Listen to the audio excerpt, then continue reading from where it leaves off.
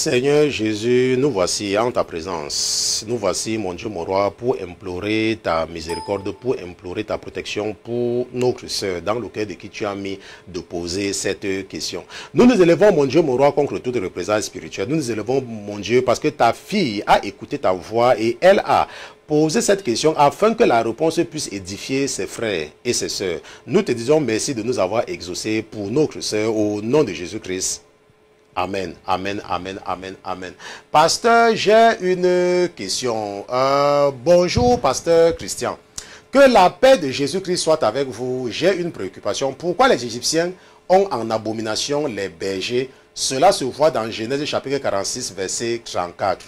Merci de votre disponibilité. Soyez bénis en Jésus-Christ. Genèse chapitre 46, verset 34. Nous allons partir ensemble là-bas. N'est-ce pas? C'est ce que votre sœur dit, donc nous partons ensemble. Genèse chapitre 46 et nous allons lire le verset 34. N'est-ce pas?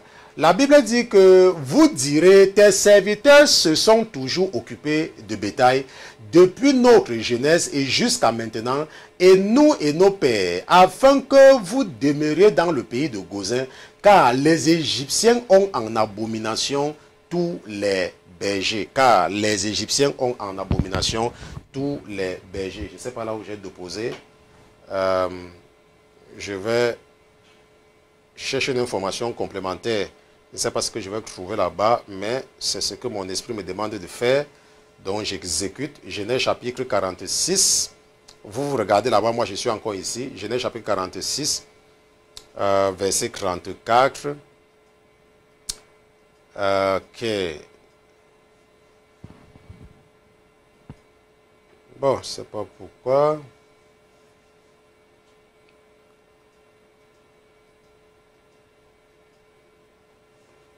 Ouais. Ok, bon, je regardais seulement quelque chose. Bon, maintenant, nous savons que Dieu a utilisé les enfants d'Israël pour nous raconter quelque chose. On se comprend, Dieu utilise les enfants d'Israël. Et je vous ai dit ça plusieurs fois, c'est que Dieu a écrit, n'est-ce pas, dans la vie des enfants d'Israël, la réalité, n'est-ce pas, de ce qui se passe dans le monde spirituel. On se comprend? Dieu a écrit dans la vie des enfants d'Israël. Je vais vous expliquer parce que c'est très important de comprendre cela, parce que si tu ne comprends pas ce principe, la Bible va toujours te paraître difficile à comprendre. Okay? Il faut savoir que Jésus, à un moment donné, voulait nous aider, nous qui sommes la génération choisie, n'est-ce pas? Nous sommes la génération choisie. Dieu a donc voulu, n'est-ce pas, préparer son église à un certain moment et a su que comprendre sans voir, ce n'est pas évident. Comprendre sans voir. Il s'est donc arrangé pour qu'il y ait des pauvres. Il s'est arrangé pour qu'il y ait des riches. Il s'est arrangé pour qu'il y ait des boiteux. Il s'est arrangé pour qu'il y ait des handicapés. Il s'est arrangé pour qu'il y ait tout ça pour que, lorsqu'on te parle de la richesse, que tu puisses comprendre, parce que tu as vu quelqu'un qui est riche. Lorsqu'on te parle de la pauvreté, tu puisses comprendre, parce que tu as vu quelqu'un qui est pauvre. Lorsqu'on te parle de quelqu'un qui est manchot, que tu puisses comprendre, parce que tu vois quelqu'un qui a seulement une seule main. Est-ce qu'on se comprend? De la même façon, lorsqu'on te parle, n'est-ce pas, des bergers, que tu puisses comprendre, dans le cas des enfants d'Israël, et que les Égyptiens, les gens du monde, les gens qui aiment maltraiter les enfants de Dieu, ça veut dire que les gens du monde, tes collègues de travail qui ne connaissent pas Jésus, ce sont les Égyptiens, n'est-ce pas? Les membres de ta famille qui ne sont pas nés de nouveau, ce sont les... Parce qu'ils passent le temps à te persécuter. Ok, c'est le mot que je cherchais, n'est-ce pas? Ce sont les Égyptiens. Et un berger, c'est quelqu'un qui s'occupe du troupeau. C'est quelqu'un qui aime s'occuper du troupeau. Ok, c'est quelqu'un qui aime se soucier, n'est-ce pas, des autres. N'est-ce pas? Tu lui donnes un troupeau, il s'occupe de cela. Un berger. C'est pour ça qu'on dit que Jésus dit que je suis le bon berger. Et la Bible dit que les Égyptiens ont en abomination tous les bergers. Les gens du monde n'aiment pas. Est-ce que tu comprends maintenant? Maintenant, j'espère que maintenant tu as compris. Est-ce que tu comprends? Maintenant tu as compris. N'est-ce pas? Parce que nous les chrétiens, nous avons, quand tu es un chrétien, tu peux toujours t'occuper des gens. N'est-ce pas? Tu peux toujours, tu es hospitalier, n'est-ce pas? N'est-ce pas? Tu te soucies des gens. Les enfants de Dieu se soucient des autres. N'est-ce pas? Par exemple, le pasteur Christian pouvait utiliser son temps pour faire n'importe quoi, mais il prend son temps pour vous enseigner. Pourquoi? Parce qu'il se soucie. N'est-ce pas? Donc, les enfants d'Israël, n'est-ce pas? Israël, c'est Jacob. Ok, Dieu a changé le nom de Jacob en Israël. Donc les enfants d'Israël étaient des bergers parce que Dieu était en train d'écrire quelque chose pour nous raconter. Et Jésus lui-même dit que je suis le bon berger. Tout comme nous, n'est-ce pas, tout comme moi, j'ai un troupeau, je suis un berger. Et tous les matins, je prie pour vous. Je prie pour mon troupeau tous les matins. C'est pour ça que tu vas te rendre compte que certainement que depuis que tu écoutes, n'est-ce pas, le pasteur Christian de façon fidèle, ta vie change. Pourquoi? Parce que j'intercède pour mon berger tous les matins.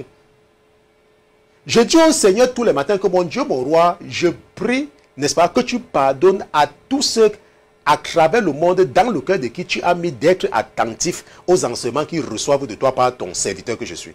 Seigneur, occupe-toi et rappelle-toi de mon berger. N'est-ce pas? Pardonne-le. Je viens devant toi ce soir parce que mon Dieu, mon roi, je viens intercéder pour le troupeau que tu m'as confié. Ce troupeau, mon Dieu, mon roi, je prie que s'il y a quelqu'un dans ce troupeau qui n'est pas honnête ou qui est encore victime, mon Dieu, mon roi, aie pitié. C'est comme ça que je prie pour vous tout le temps. Je prie pour mon troupeau tout le temps. N'est-ce pas? Et je prie en particulier également pour mon équipe. Il y a des gens avec qui je travaille. N'est-ce pas? Je prie pour mon équipe tout le temps.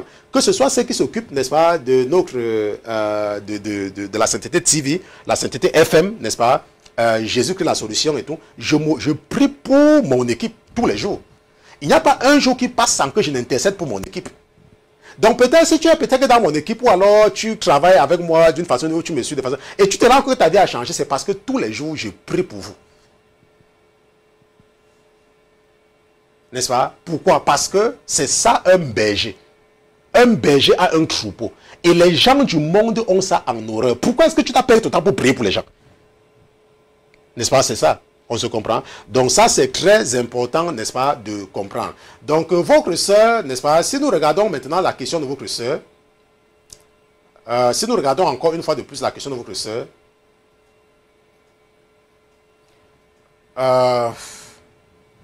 oh, je veux que tu quittes parce que je n'ai pas besoin de toi. Tu te places là où je ne te veux pas. Ok? Donc, votre sœur disait, n'est-ce pas, que pourquoi les Égyptiens ont en abomination les bergers, cela se voit dans Genèse. Et nous avons lu cette partie-là.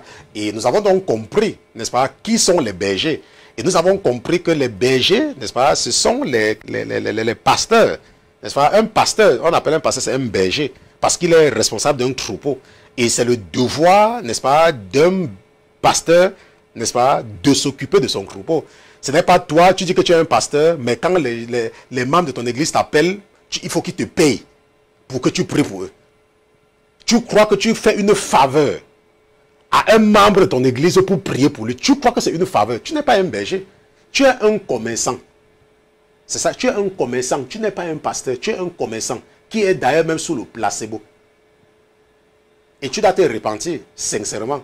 Ce n'est pas une faveur que tu fais aux membres de ton église en priant pour eux. C'est ton devoir. C'est pour ça que tu es leur pasteur. C'est pour ça que tu es leur berger. Tu dois t'occuper des membres de ton église.